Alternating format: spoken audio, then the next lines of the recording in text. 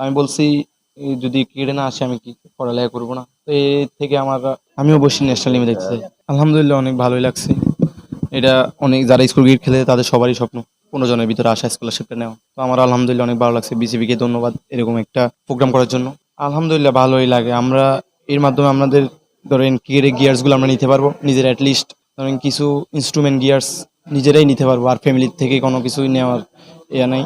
আলহামদুলিল্লাহ ভালোই লাগতেছে। ক্রিকেটটা যে সময় শুরু করছি ওই সময় এত পাই নাই, কিন্তু ধরেন আমি 17 স্কোয়াডে ছিলাম 24 জনের, ওইটার পর থেকে আলহামদুলিল্লাহ ভালোই সাপোর্ট পাচ্ছি। আর ফ্যামিলির বাইরেও আমার ধরেন আমার ক্লাব, আমার এলাকা, আমার ফেনীবাসী আমাকে খুব ভালোভাবেই সাপোর্ট করছে। এখন দেখি ফ্যামিলি ফ্যামিলি কিভাবে এটাকে দেখে, আমি তো জানি না ওনাদের পয়েন্ট অফ ভিউ, আমি তো জানি না। অবশ্যই দায়িত্ব বাড়ছে, যেহেতু এখানে আসছি। ফেনীর মানুষ আরো আমার থেকে অনেক কিছু এক্সপেকটেশন করবে। এখন ওইটা ধরে রাখাই আমার মেন দায়িত্ব আর কি। জিনিসটা নাম মিল থাকতেই পারে, এটা আনকমন কিছু না। নাম তো অবশ্যই স্বপ্ন দেখি আমি। ক্রিকেট যে সময় শুরু করছি ওই সময় থেকেই স্বপ্নটা আছে ন্যাশনাল টিমে খেলার, এখনো এটা স্টিল আছে। অবশ্যই হয়েছে, ওনার সাথে আমার কন্ট্যাক্ট খুব ভালো। উনি এর আগে আমার ব্যাট গিফট করছে, আরো ছোটখাটো টুকটাক জিনিস উনি আমার গিফট করে। ওনার সাথে ভালোই কন্ট্যাক্ট আছে আমার। উনি ফেনীতে আসলেই ওনার সাথে প্র্যাকটিস করা হয়।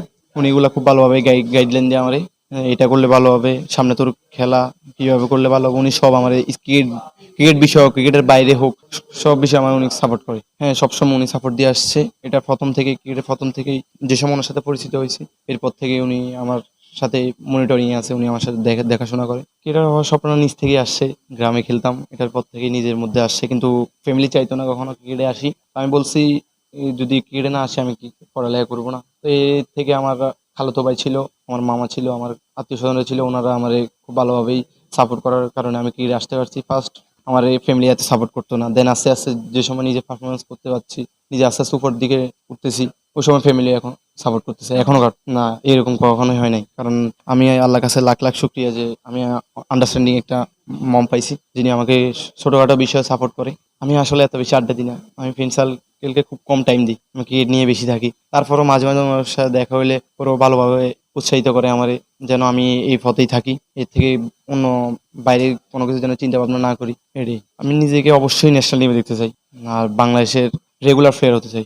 রেগুলার ন্যাশনাল টিমে থাকবো, এরকম না যে আমি হারাই যাব আবার আসবো। আমি রেগুলার নিজেকে ন্যাশনাল টিমে দেখতে চাই। আর বড় স্বপ্ন হচ্ছে ধরেন আমি বাংলাদেশের একটা ওয়ার্ল্ড কাপ জিতবো, ওই টুর্নামেন্টের সেরা প্লেয়ার আমি হতে চাই। এরকম একটা ড্রিম, বড় ড্রিম আর কি। আমার হাতে কিছু নেই, আমার হাতে শুধু হার্ডওয়ার্ক আছে। আমি ওইটাই কন্টিনিউ করতে চাই। বাকিটা আল্লাহর হাতে। আল্লাহ যদি চাই আমি অনেক ভালো জায়গায় যাইতে পারি, আর এই সব আমার লাকের উপর। আমার হাতে আছে হার্ডওয়ার্ক, আমি ওইটা কন্টিনিউ করব। বাকিটা দেখা যাক 5 বছর পর, 2 বছর পর কি হয়, আল্লাহ আমাকে কোথায় নিয়ে যায়। আমি অবশ্যই ন্যাশনাল টিমে দেখতে চাই। সবসময় বাংলাদেশ দল খারাপ করুক ভালো করুক, প্রত্যাশা বাংলাদেশ টিমের উপরই থাকবে, কারণ এটা আমার দেশ।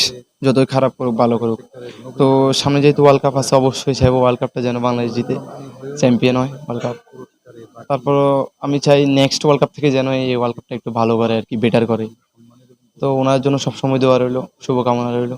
বিশেষ করে আমার ফেনীর ঘর সাইফুদ্দিনের জন্য, উনি যেন ওয়ার্ল্ড কাপ টিমে যান।